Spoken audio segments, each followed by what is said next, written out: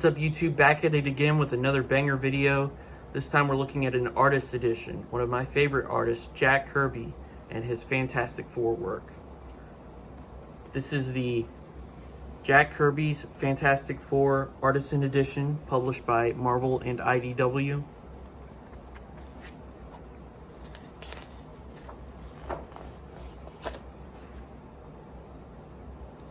This came out in 2021.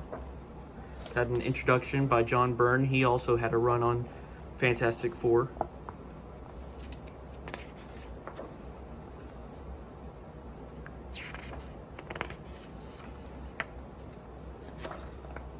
The great thing about these books is that you get a chance to see a lot of original art, and it's put in order as best they can. It's a way for people to see original art that they otherwise wouldn't have the opportunity to ever see.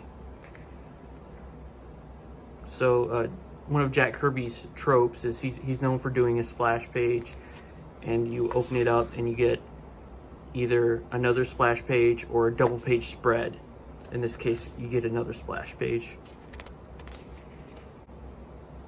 I'm just going to be kind of flipping through here and mentioning things as they appear to me. Jack Kirby did a lot of margin notes. You can see in the book, you get to see like some of his notes, some of his writing as he's coming up with these ideas.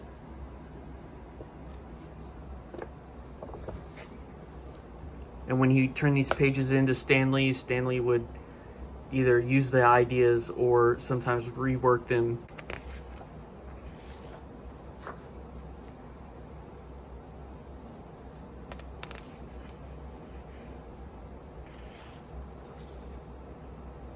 Fantastic Four was the book where a lot of Marvel characters had their first appearance in, like the Outsiders and Silver Surfer, Black Panther. All those characters initially appeared in Fantastic Four before getting their own books.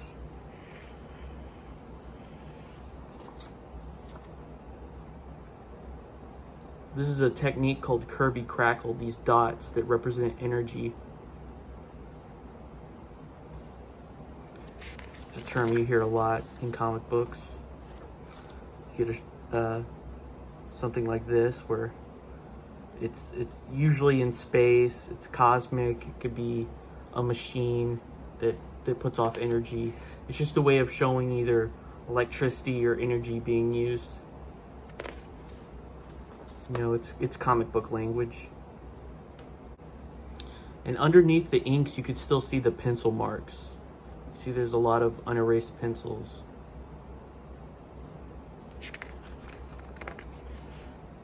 These pages are very dirty. You see here that there was probably shading or something on Reed's mouth and chin, and they went in with whiteout and cleaned it up a little bit. They probably just decided against it, that it worked better without it. Sometimes that happens where you add one too many lines and a face starts to look old.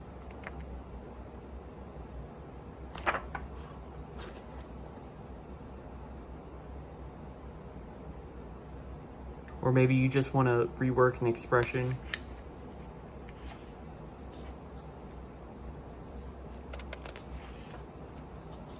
Okay, this is something neat. This is one of the collages that Kirby would do. This inspired me to include collage in my work.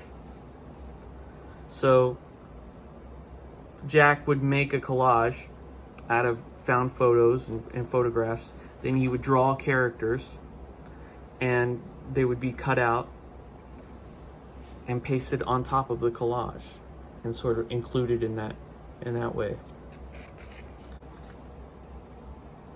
See, this has a lot of whiteout on this panel. Looks like Reed was supposed to have some sort of backpack here.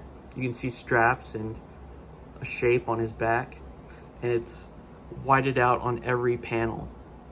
So this was probably drawn and most likely inked with the backpack on, but they decided against it at the last minute. There, again, that backpack whited out. Just white it out. Every drawing of Reed.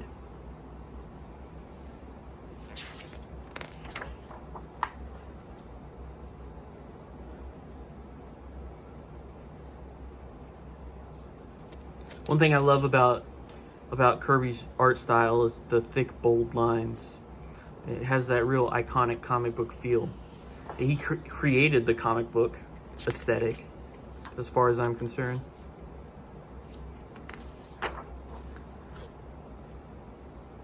What a lot of people think of as comic book art comes from Jack Kirby.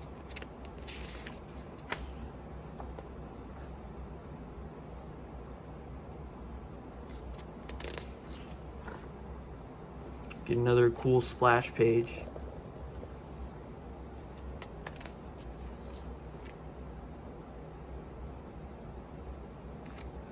These creatures are called the boars. They can just bite through anything.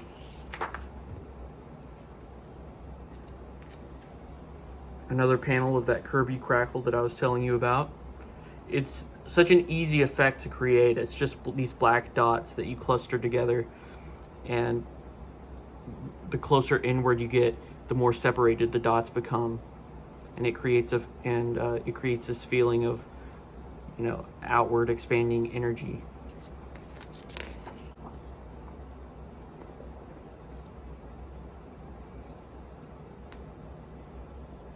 With these artist edition books too, they show the art on a bigger scale. It's larger than comic book scale. Also, taking away the color allows you to see the black lines more clearly, and it's easier to appreciate just the drawing aspect of it, rather than, you know, the color kind of can hide some of the drawing or distract away from it.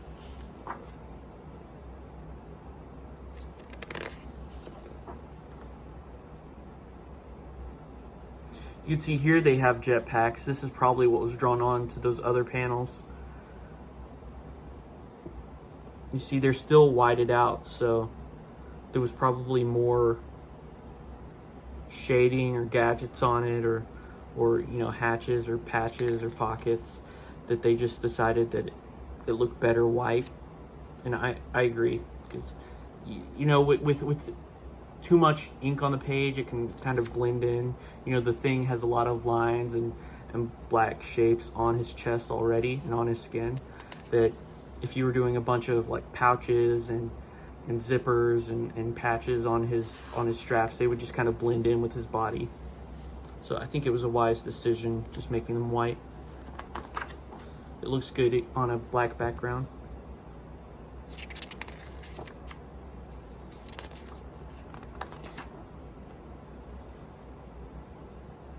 Some of these pages you'll see these ugly brown stains.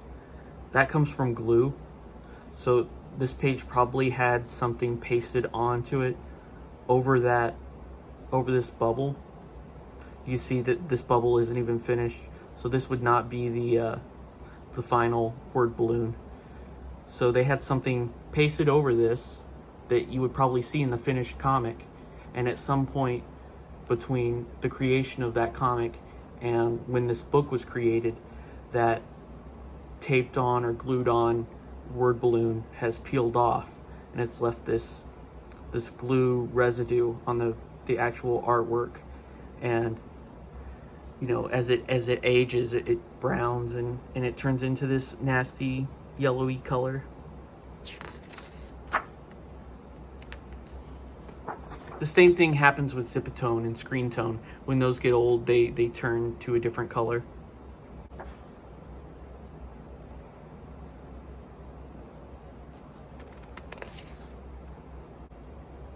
I like this character Lockjaw. He's just basically a huge bulldog.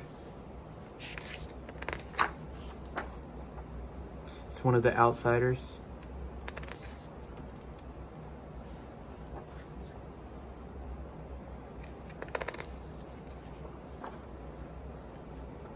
Another awesome splash page of this guy in this armor, Maximus.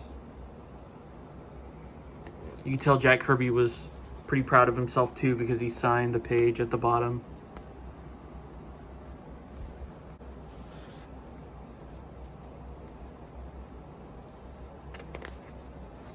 Another cool splash page of this trap.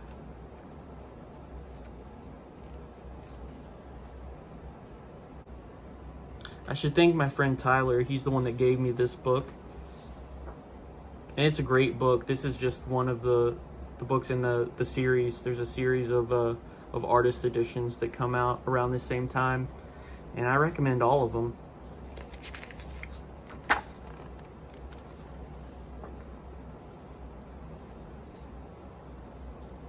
You can go on the website and just find an artist that you like, and you know, hopefully there's an artist edition that already exists of their work.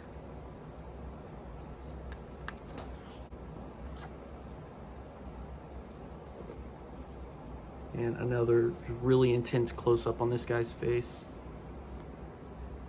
A scary looking dude.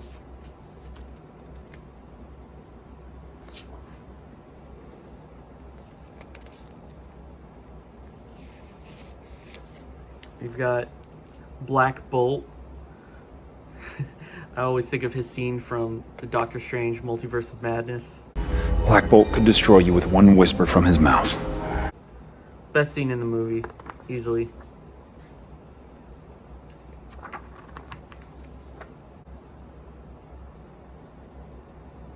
This Fantastic Four vehicle, it always confused me. I mean, it looks different every time it's drawn, so it's never the same thing twice.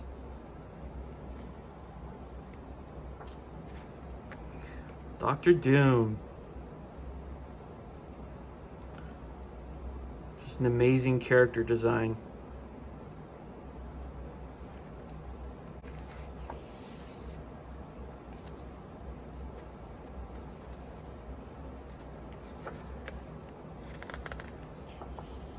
This is a cover gallery.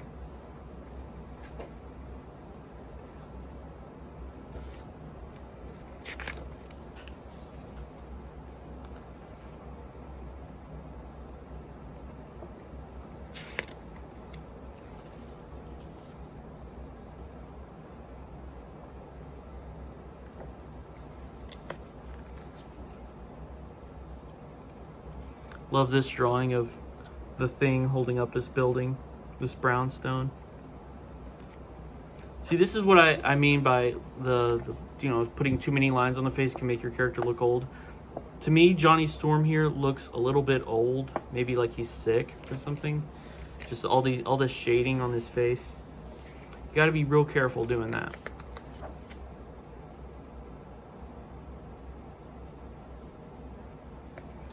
Lots of great textures on this page, though. Get more of that Kirby crackle. This time it's used as like smoke. Water is always hard for me to draw. Like I found that you know, different types of water. Like this is flowing off of rocks. This is like choppy ocean water. There isn't just like one trick to drawing water. Depending on how the weather is and how the water's behaving, you know, you have to draw it several different ways.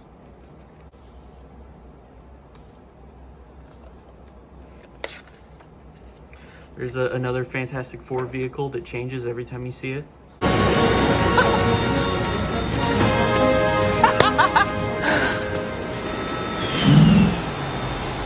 Hemi? Of course.